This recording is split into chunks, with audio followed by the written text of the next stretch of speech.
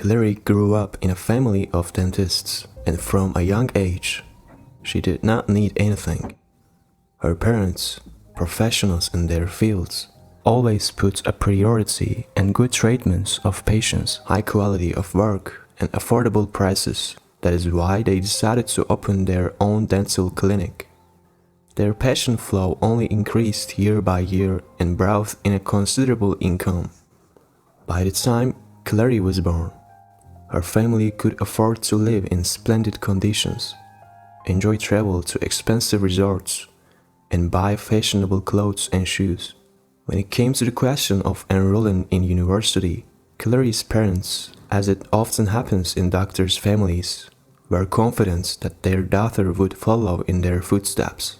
But the girl had other plans. Claire easily got into the best law school in the country and returned home with a law degree. She found a job as an intern at a high-profile law firm and soon, showing good character, was accepted on the staff. A year was enough for her to gain not only experience, but also a name. Claire was glad she did not make a mistake in her choice of profession. Her clients were often ordinary, not wealthy people who were victims of circumstance, and she always tried to do everything to restore justice. After one of the trials where Claire proved that her client was not guilty of the accident, she met with Logan. He came to support his friends who had been accused of causing the accident, and after the trial, he came over to thank her. He looked at the girl so admiringly that she immediately believed in the sincerity of his words. Thus began their romance. Logan turned out to be a clever and kind man, but he immediately told her that he was not rich, lived with his disabled mother and two sisters who were still in school. He had studied programming but dropped out to support his family. He understood he was not a good match for Claire and would have put up with her refusal, but Claire felt that he was the only one she needed in her life. Soon, she insisted that Logan meet her parents. He did not hide his fears about it, as he knew that they would not be pleased with him. But Claire almost dragged him by force to dinner at her parents' house, and to Logan's great surprise, the evening passed in a warm and friendly atmosphere, and Claire's parents immediately accepted him as their own son. Shortly thereafter, Claire suggested that Logan move in with her. She was a little afraid that everyday life would ruin their relationship, but things got even better because Logan carefully took care of Claire. "Are you going to get married?" Claire's father asked Logan once. "Yes, as soon as I can get back on my feet and provide for us completely. So far, my salary only suffices for living expenses," replied Logan. "You know, Logan," the mother stepped in, "when Claire's father and I got married, we didn't even have enough money for food. So it's not an argument," she added, putting an end to the discussion. Soon, Logan and Claire got married. Claire knew that Logan was very nervous because almost all the wedding costs were paid by her parents. He was very uncomfortable, but Claire's father made it clear that they loved their daughter just as much as he did, so the wedding had to be a wonderful event. Logan really wanted to be the main breadwinner in the family, and Claire was always amazed at this male character trait in him. The man who grew up without a father, surrounded by a woman, behaved like a true man, and Claire appreciated very much. She also became very close to Logan's mother and sisters, and even secretly helped them to buy the girls clothes, shoes, and other gifts. They refused at first, but Claire managed to talk them out of it. Of course, Logan was aware of everything, but his sisters were so happy that he had to put up with it. The only thing that Claire failed at was pleasing Logan's mother. "No need, honey, don't buy me anything. You already do a lot for us," she used to say. "Claire, you just know that Logan loves you very much and cherishes you. Logan was working more and more, but he realized that he was far away from Clary's salary. Clary constantly told him that money was not essential because she was happy with him, and they had enough to live on. But Logan could not calm down, and he continued to come home late from work and even sometimes worked on weekends. One day, Logan told Claire about the idea of his own business. She found it reasonable but took a long time to talk him out of taking a bank loan. After all, he agreed to borrow money from her parents, who happily supported her son-in-law and gave him the full amount right away.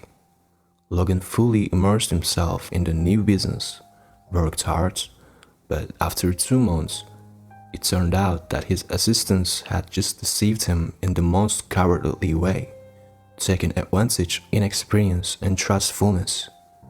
Logan became bankrupt. He had long been unable to recover from the failure, and then he returned to various part-time jobs.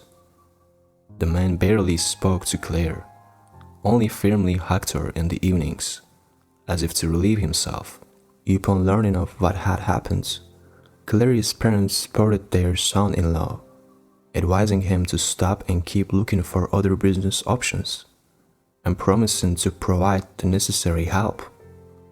And Logan was always in search and working to the point of exhausting. He was so tired that Claire sometimes feared for his health. His search for a job, his guilt over Claire for not giving her the kind of life she deserved, was eating the man up. Now, the couple rarely talked, even more rarely went out, neither to visit friends nor to the theater or cinema. Claire did not even start talking about it. She tried to make sure that Logan at least got a good night's sleep and ate some food. The man was always pale, looked tired, and lost even more weight. Even Claire's parents had noticed this, and her mother advised him to have an examination, but Logan categorically refused.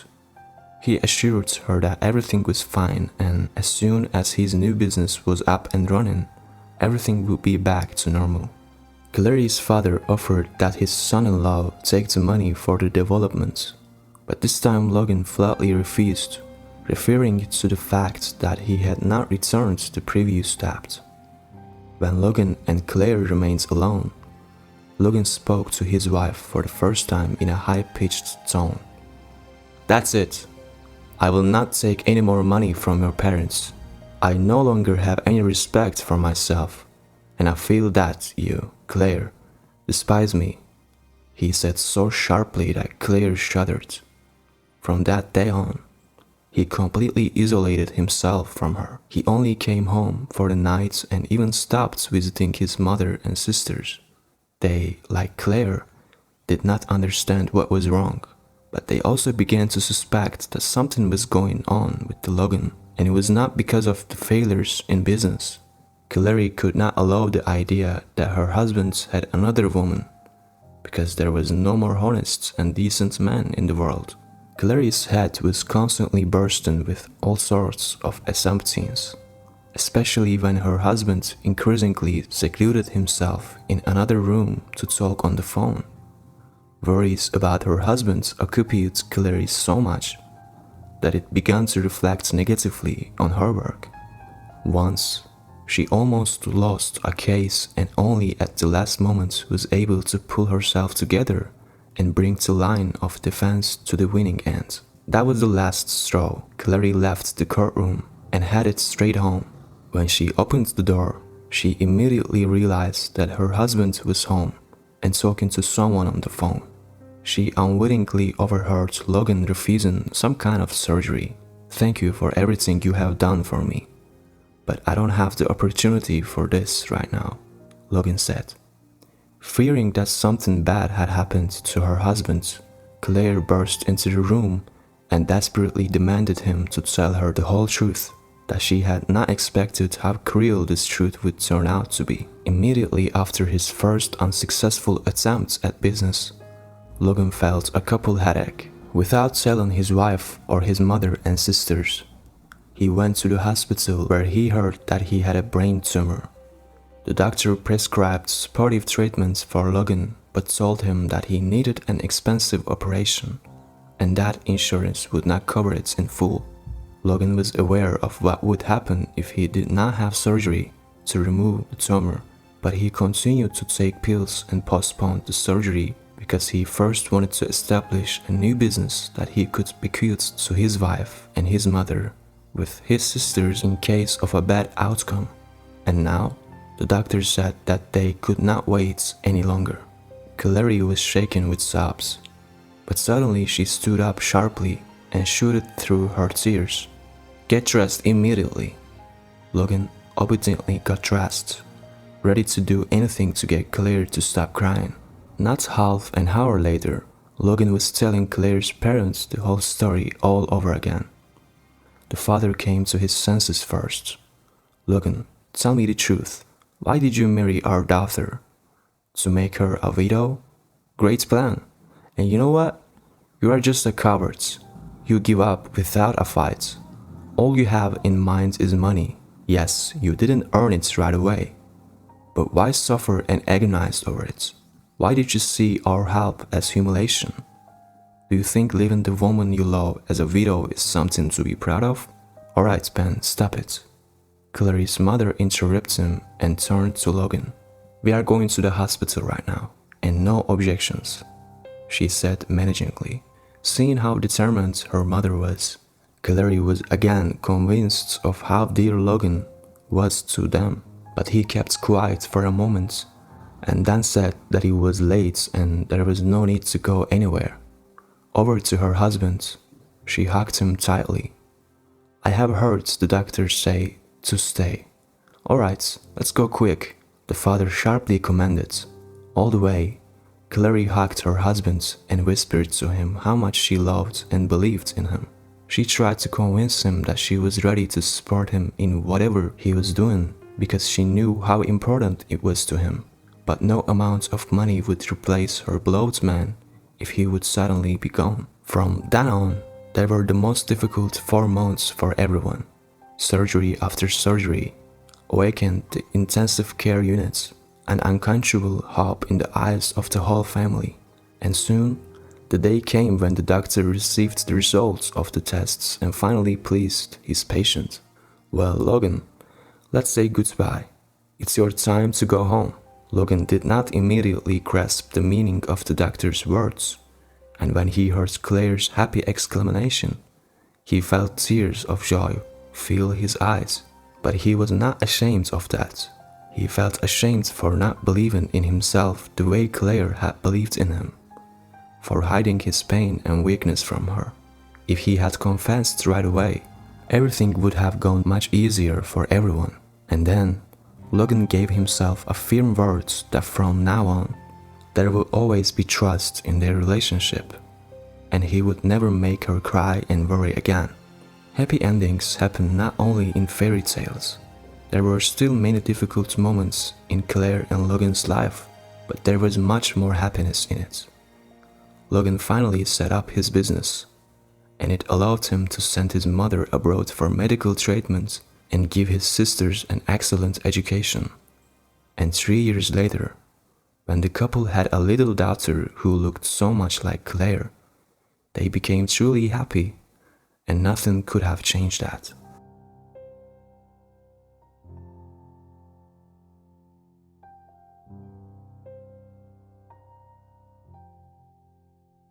Thank you for joining us today on Deep Stories. Be sure to like and subscribe and hit that notification bell so you don't miss out on our next video.